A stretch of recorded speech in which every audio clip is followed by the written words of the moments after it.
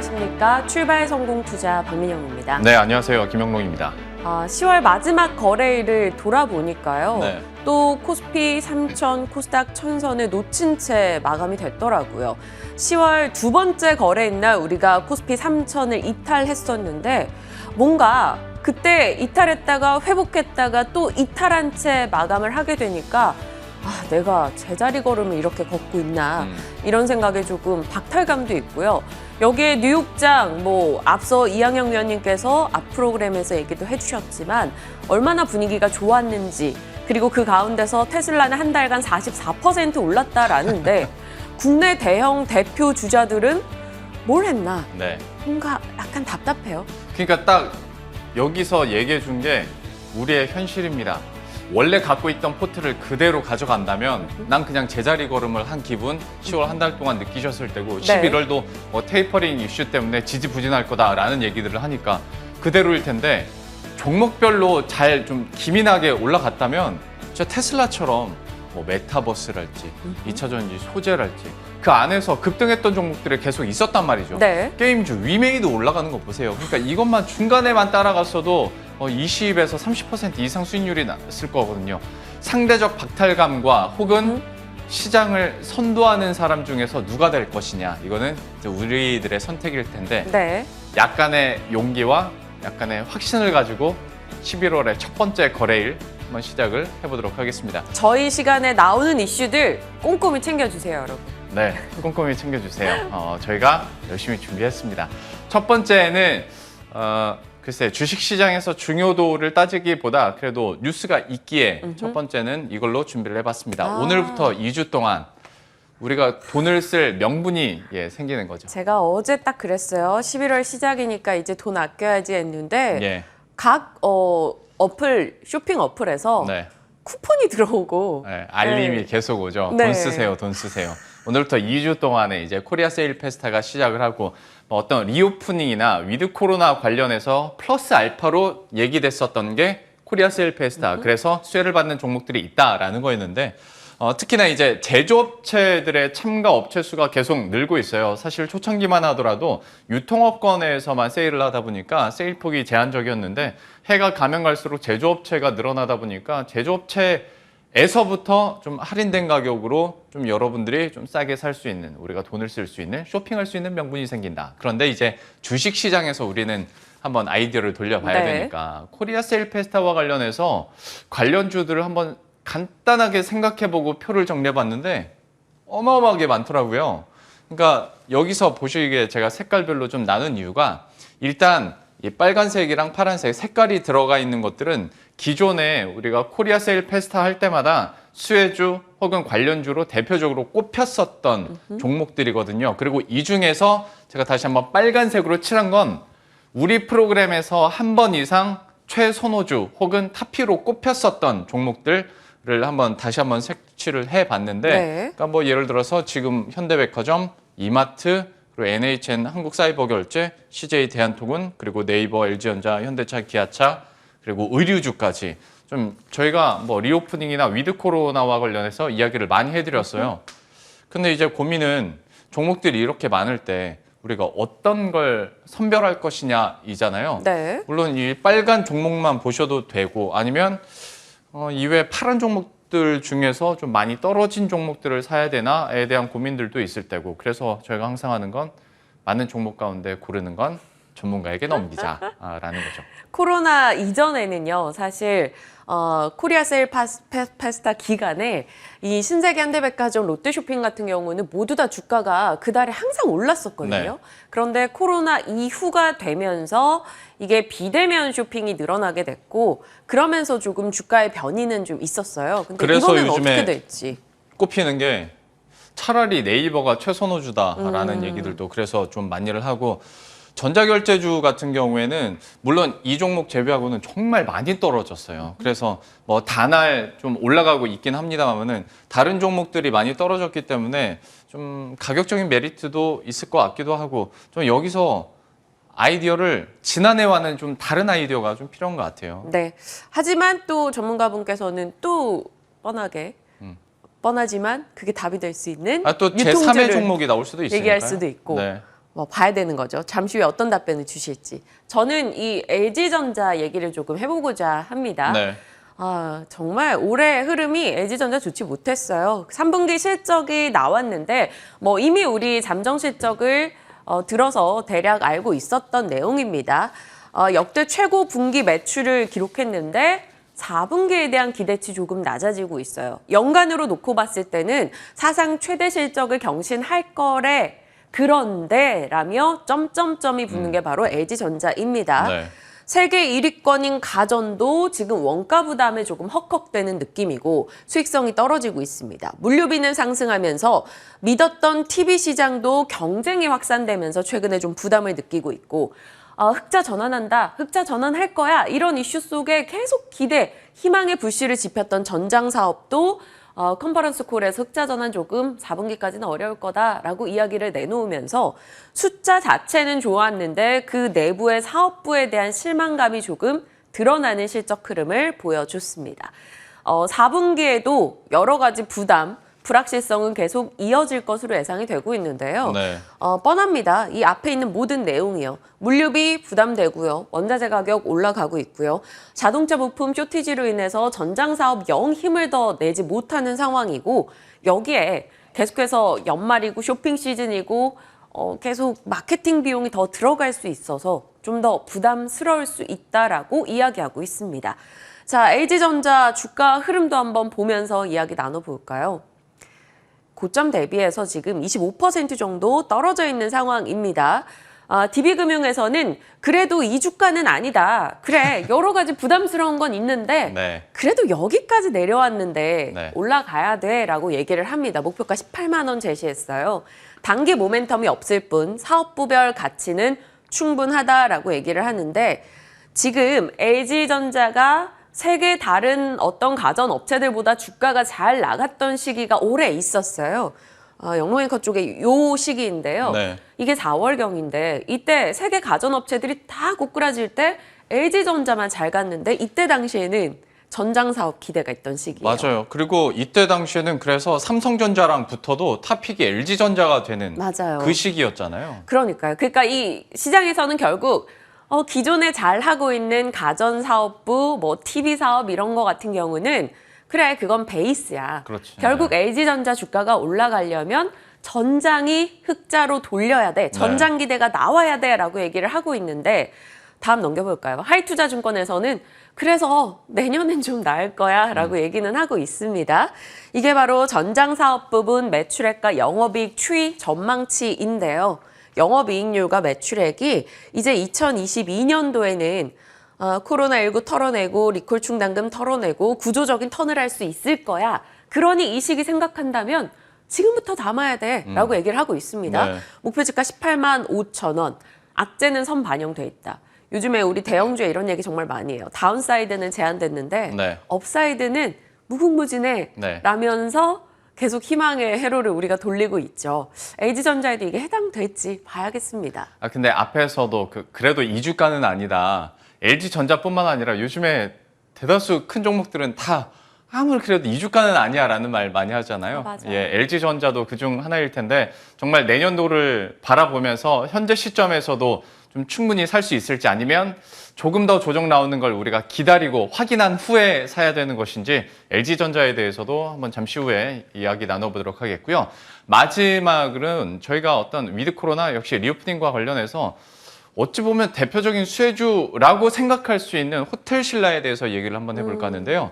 실적 설명을 드리기 전에 문제 한번 내볼게요. 네. 주식시장에서 제일 좋아하는 말하고 제일 싫어하는 말이 있는데 뭘까요? 참고로 이 안에 답이 있습니다. 전망치 하에 제일 싫어하는 거. 네. 흑자 전환이 제일 좋아하는 거. 그렇죠. 흑자 흑자 전환. 긴장했네. 왜 쉬운 거잖아요. 흑자 전환. 네, 맞았습니다. 제일 좋아하는 것 중에 하나인데 네.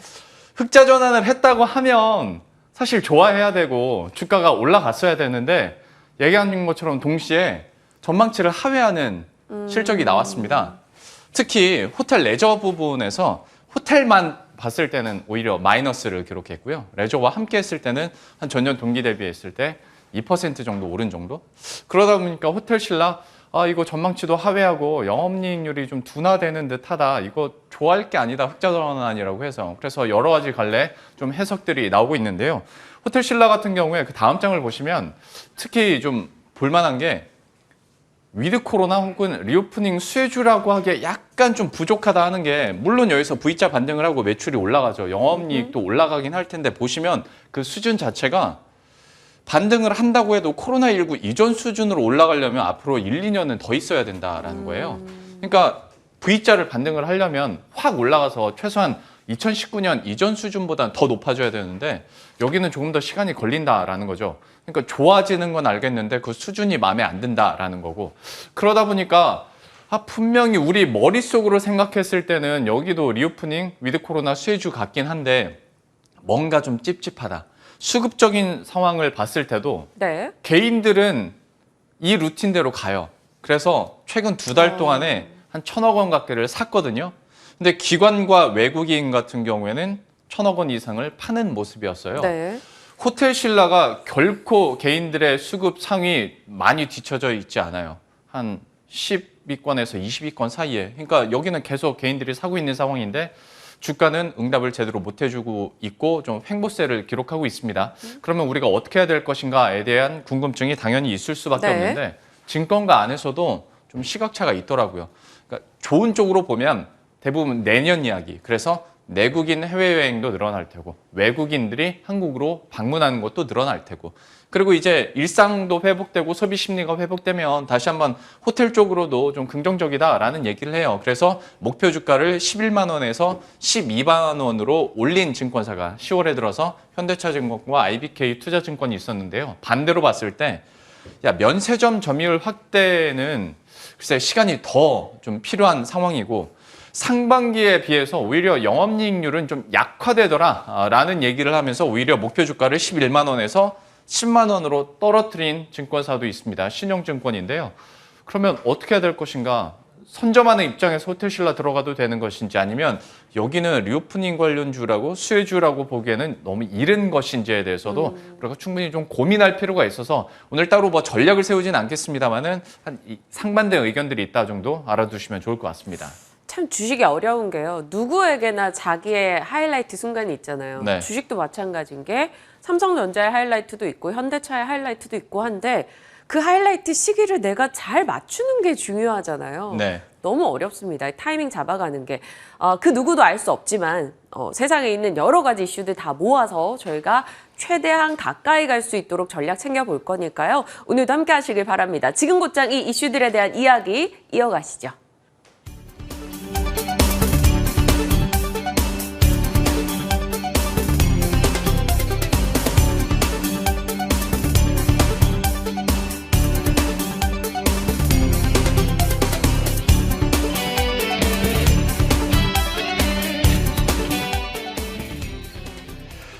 예, 그러면 앞에서 언급드렸던 종목들 투자 전략은 어떻게 세울 수 있을지 이분과 함께 이야기 나눠보도록 하겠습니다. DB금융투자 DHP 김진만 팀장과 함께합니다. 어서 오십시오. 네, 안녕하세요. 예, 코리아 세일 페스타 얘기부터 해보죠. 앞에서 제가 뭐 종목군들을 쫙 나열을 했는데 그 안에서 좀 투자 아이디어를 가져갈 수 있을지, 혹은 제3의 종목이 또 나오게 될지 궁금합니다. 좀 이 사안에 대해서는 어떻게 전략 짜볼 수 있을까요? 사실 이 행사가 엄청나게 드라마틱한 뭐가 있다라고 하기보다는 다시 네. 한번 이제 유통이나 이제 기타 관련주들을 지켜보자는 것으로 좀 보면 좋을 것 같고요. 이 부분에 있어서 사실 이제 워낙 이제 운반비가 많이 올랐기 때문에 이미 유통주라든지 기타 호실적을 기록한 곳은 굉장히 많습니다.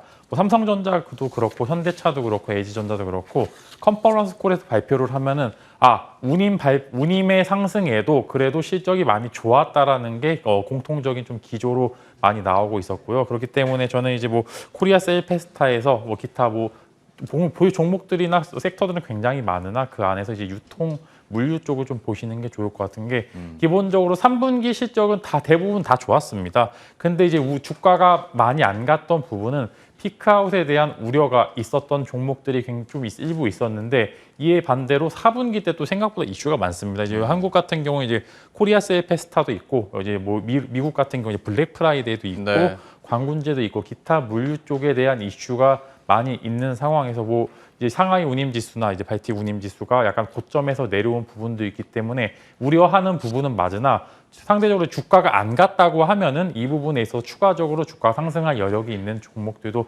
많기 때문에 한번 주의 깊게 이런 이벤트들 보시면 좋을 것 같습니다. 지금 설명해 주신 대부분이 포인트는 물류 쪽으로 그러면 포커싱이 맞춰져 있는데 그럼 관련 종목도 좀 그쪽으로 얘기를 하시겠네요. 네, 이제 두 가지 종목을 좀 가져와 봤는데 두 가지 모두 어느 정도 운송 관련주로 보시면 좋을 그러네요. 것 같고요. 네. 현대 글로비스와 한솔 로지스틱스 두 가지 종목을 가져와 봤는데 일단 현대 글로비스 같은 경우 이제 현대 자회사로서 이제 모비스가 부품, 현대차가 생산을 하면은 글로비스가 운송을 하는 그런 이제 시스템으로 갖춰져 있는데 뭐 매출이나 영업이익은 잘 나왔습니다. 워낙인데 생산 차질에 대한 우려에도 이제 호실적을 기록을 했습니다. 그렇게 되면은 상대적으로 생산이 재개되었을 때 나오는 베니핏은 훨씬 더 높다고 보시면 좋을 것 같고 상대적으로 이제 이 부분이 갖춰져야지 주가는 반등에 성공을 합니다. 뭐 이제 운임지수 때문에 영업이익이 잘 나왔다 이건 건 정말 단발적인 이벤트에 불과하기 때문에 상대적으로 주가는 부진했다라고 말씀드릴 수 있어요. 만약에 현대차에서 이제 어느 정도 반도체 셔틀리도 마무리되는 시점에서 자동차 판매 혹은 생산량이 많이 늘게 될 경우에 당연히 현대 글로비스의 주가는 조금 더 나올 수도 있다라고 좀 긍정적인 영향 말씀드릴 수 있어갖고 예. 적정 매수가로나 16만 원에서 16만 5천 원 사이 정도 매수를 하신다면은 반등에 나올 때 딱 이제 바닥을 찍고 턴어라운드 하는 그런 시점이 되지 않을까라는 말씀 드리고 싶습니다. 현대글로비스에 대해서 매수 시점도 어느 정도 잡아줬고요. 이어서 한솔 로지스틱스도 한번 설명을 해주시죠. 네, 3분기 이제 창사 이래 최대 실적을 기록을 했고요. 추가적으로 이제 뭐 삼성 라인도 있고 기타 미국 쪽에 좀 물류 체계가 많이 갖춰져 있습니다. 미국 쪽 물류 대란이 계속 일어나고 있는 상황에서 추가적으로 블랙 프라이데이라든지 기타 이벤트성 이제 이슈들이 굉장히 많기 때문에 그리고 워낙 이제 운임 지수가 올라서 좀 더 꺾일 것 같긴 하지만 그래도 여러 가지 이벤트들로 인해서 4분기 실적 또한 좀 긍정적인 전망을 내비칠 수 있을 것 같고요. 글로비스는 주가가 많이 빠졌는데 로지스틱스는 주가가 어느 정도 고점에서 좀 버티고 있습니다. 그렇기 때문에 글로비스는 좀 중장기적인 투자의 관점에서 즉 바닥에서 과대 낙폭주로 보시면 좋을 것 같고 이제 밑에 한솔 로지스틱스는 고점에서 다시 한번 고점을 찍으러 갈 수 있는 그런 기업이라고 보시면 좋을 것 같고 이제 목표가로는 시초가 매수도 가능하고 단기 목표가로는 5,500원 정도 너무 길게 보시진 마시고 짧게 이제 턴 한 번 정도 시세 분출을 할 때 마무리하시면 좋을 것 같습니다. 어떤 플러스 알파 개념으로 코리아 셀페스타와 관련해서 앞에서 되게 뻔한 객관식 종목들을 제가 쫙 나열을 해주었는데 전혀 뻔하지 않은 주관식 종목으로 두 개 얘기를 해주셨어요. 현대글로비스와 한솔 로지스틱스 그 흐름들 저희들도 관심 있게 지켜보도록 하겠습니다. 이어서 LG전자인데요. 뭐 분기 역대 최고 매출이라는 헤드라인에도 불구하고 웃지 못하는 곳 중에 하나입니다. LG전자에 대해서는 좀 어떻게 평가하고 계세요? 사실 금요일 날 좀 주가가 반등이 나왔어야 됩니다. 이제 호실적 바탕으로 어느 정도 바탕이 나왔어야 어느 정도 주가 상승이 나왔어야 되는데 이 부분이 못 나왔던 게 호실적은 너무 좋습니다. 호실적은 굉장히 좋은데 이 호실적이 과연 유지가 될 수 있을지가 굉장히 좀 주가상으로 의문이 제기가 되었고 미래 먹거리로 좀 상대적으로 많이 나왔던 전장 사업 부분에서 성장을 못하는 그런 모습을 보여주었기 때문에 이 부분이 좀 리스크가 많이 둔화가 되면서 주가가 이제 상승분을 모두 반납을 했습니다. 전체적으로 실적은 굉장히 좋았습니다. 코로나19 특수가 어느 정도 끝난 삼성전자 이제 가전 부분과는 달리 LG전자 같은 경우에는 가전 부분이 아직도 선방을 하는 그런 모습을 보여주면서 그래도 가전은 LG라는 그런 명칭을 계속 이어져 갔는데 과연 이 부분이 지속될지 계속 굉장히 의문이 되는 상황입니다.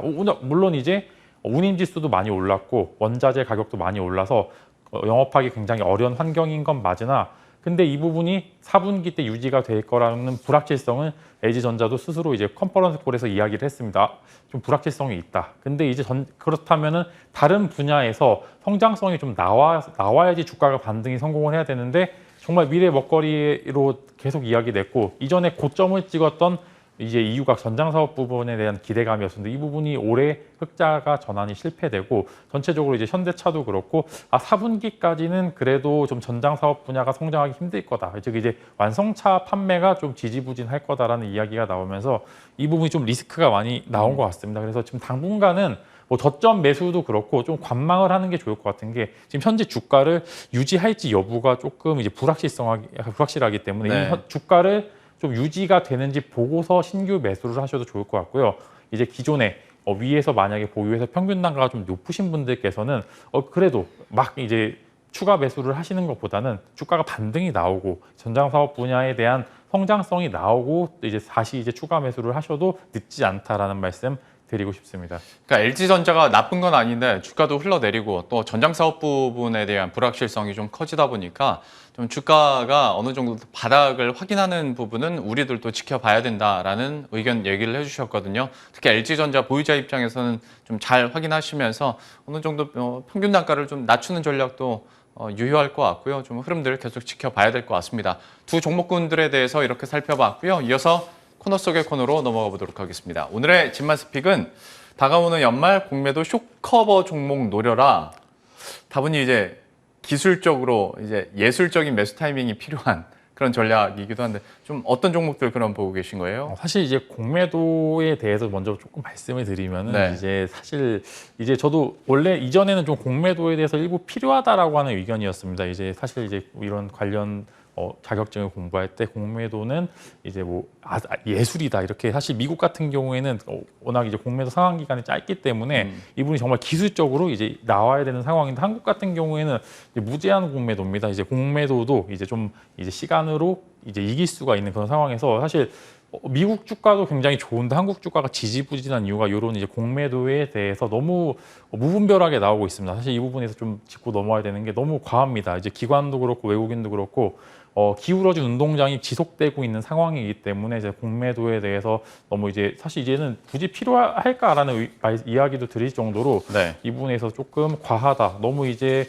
개인 투자자들이 투자하기 어려운 환경이 지속이 되고 있다라는 말씀 드릴 수 있을 것 같고 어느 정도 이제 폐지도 사실 고려해 봐야 될 것 같습니다. 이 부분에 있어서. 이거는 DB금융투자 김진만 제 팀장의 개인 의견입니다. 말이 아니라 김진만 씨의 네, 제 의견인 의견인 거죠? 이건 제 의견이라서 주가가 보기에는 너무 힘들더라고요. 이제 너무 하락의 이유를 만들고 공매도가 나오는 방향이기 때문에 개인 의견입니다. 이건 개인 의견이라서 이 부분 좀 참고하시면 좋을 것 같고 그럼에도 이제 만약 공매도를 이제 시행을 해서 대차 거래를 했으면 이 부분에 있어서 상환을 해야 되는 그런 이제 쇼 커버링에 대한 이슈도 충분히 한 번 정도 나와 볼 만하기 때문에 이전에 쇼 커버링으로 두산중공업이나 이제 이전에 전기주들이 한 번씩 정말 고점을 찍은 적이 있는데 이 부분에 있어서 어느 정도 이제 공매도 쇼 커버링을 연말에 좀 기대해봐도 된다라는 이제 그런 말씀 드리고 싶습니다. 그러면서 4개 종목을 꼽아 왔는데요. 그러면 각각의 포인트나 또 매수 타이밍이나 시점들도 좀 얘기를 해주시죠. TSE부터 시작해 볼까요? 네, TSE 이제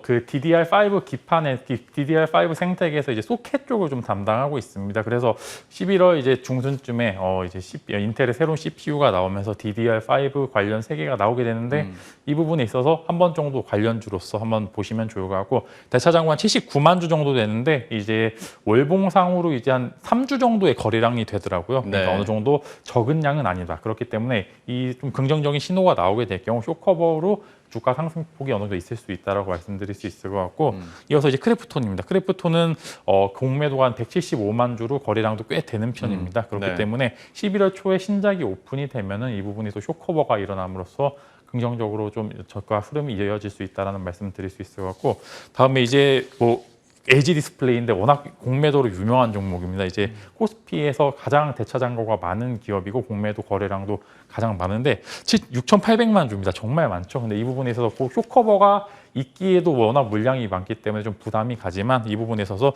LCD 분야에 대한 악재가 어느 정도 반영이 되어 있기 때문에 OLED 쪽으로의 전환을 한번 기대해 보나 하면서 이 부분에 있어서 한번 공략해 보는 것도 좋을 것 같다. 다만 이제 워낙 어렵기 때문에 네. 개인 투자자들은 섣불리 접근하시기보다는 이런 이제 이슈로 한번 접근해 보는 것도 좋다라는 의미로 좀 접근하시면 좋을 것 같습니다. 마지막에 얘기를 해주신 것처럼 개인 투자자들이 어떤 공매도 쇼커버 전략으로 뭔가 수익을 보기는 물론 타이밍상으로 쉽지는 않겠습니다만은 TSE 같은 경우에는 요즘에 김진만 팀장께서 DDR5에도 관심이 많으신 것 같아요. 관련주들을 참 여러 번 얘기를 해주시는데 이 세 종목, 특히 TSE에 대해서 좀 관심 있게 앞으로의 흐름들 저희들도 지켜보도록 하겠습니다.